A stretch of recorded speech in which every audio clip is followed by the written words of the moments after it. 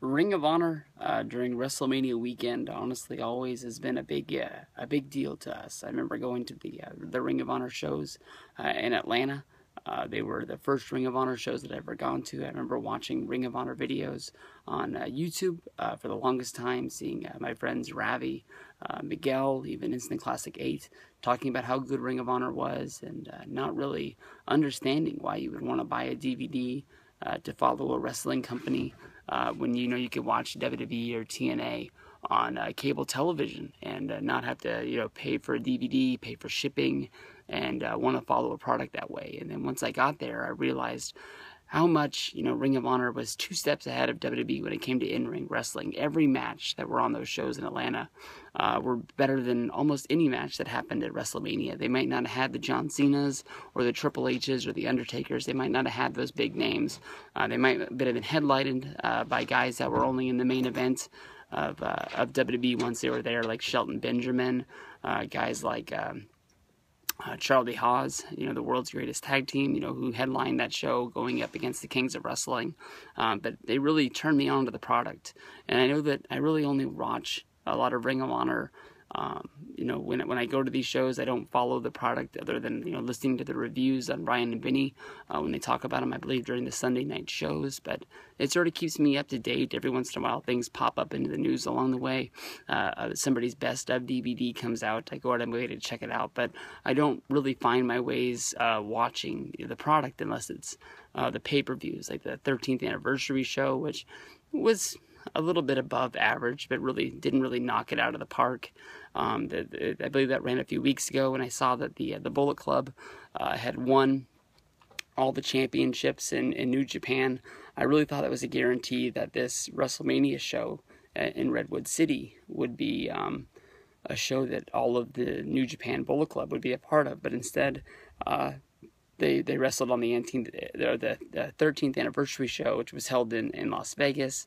They're going to be in Japan wrestling during WrestleMania weekend, which is a huge, big-time drag. I thought with the Invasion Attack being I believe the next weekend after WrestleMania, that all the New Japan talent would be here. AJ Styles, the Young Bucks, and they'd be a part of the ROH show. But instead, they're going to be on the road.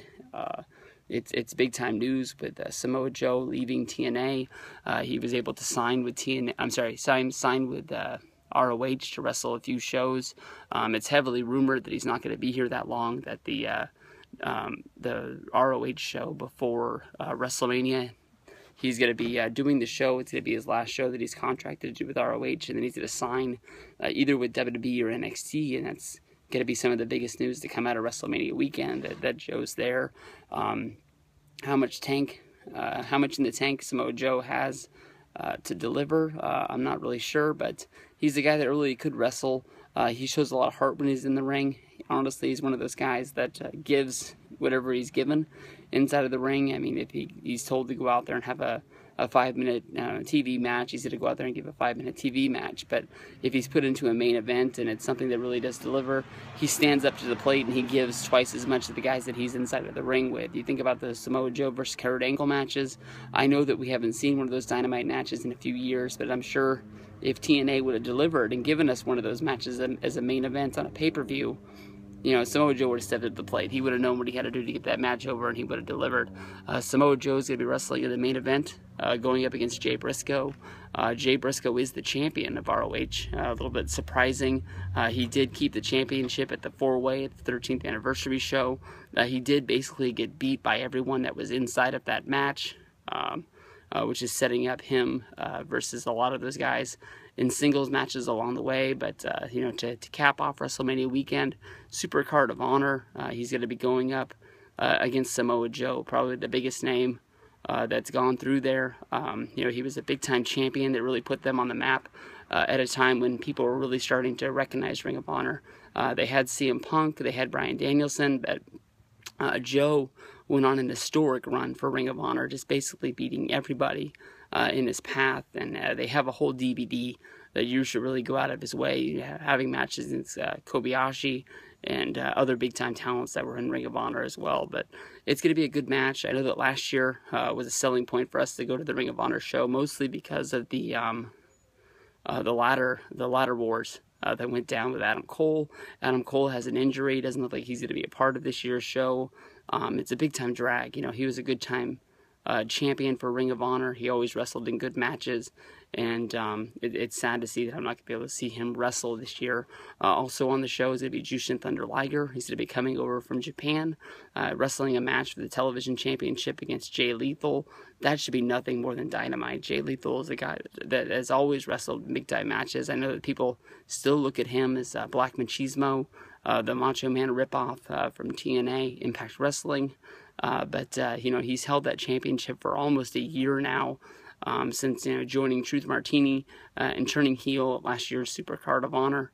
I can't remember who he had that match with, but you know, he was able to turn, and that was set up a long time in the run. I remember going to the show and wearing a Jay Lethal shirt, and somebody telling me that it was going to happen, and just looking at him like, everybody loves Jay Lethal, he can't turn heel, and then it happened. I think it was Big Red who actually told me that. Then you got Bad Influence. They're going to be wrestling in singles matches. It's going to be Christopher Daniels going up against, isn't it? He's going up against, shoot. I can't remember who he's going up against, but I promise you that it's going to be a good match. You know, Samoa Joe is probably going to be the biggest name that's on this card. So many people are pumped to see this guy wrestle. I know that my buddy Mike, HBK fan 25, you know, he got to see him wrestle at the Chicago show, and he got a huge ovation, tons and tons of streamers, and especially with this being the last ROH show before he goes out, it's going to be really good. Maybe, you know, Samoa Joe and Ring of Honor have something worked out, or they knew that the rumor has been out. Maybe they're going to play off the fact that he's not going to be able to wrestle for Ring of Honor anymore. What if they just have Joe win the championship and just go on some historic sort of CM Punk run, like the Summer of Punk, where he was going to leave. Everybody knew that he was signing with WWE, and that everybody thought that every show was going to be his last show before he finally ended up losing the championship and leaving. What if Samoa Joe wins the championship and just starts wrestling all these ROH matches and these dream matches, and everybody thinks, oh, this is the one he's gonna lose it. Oh, this is the one he's gonna lose it. Almost bringing a lot of attention to Ring of Honor. It also sort of be a smart thing if they have any shows planned up quickly after the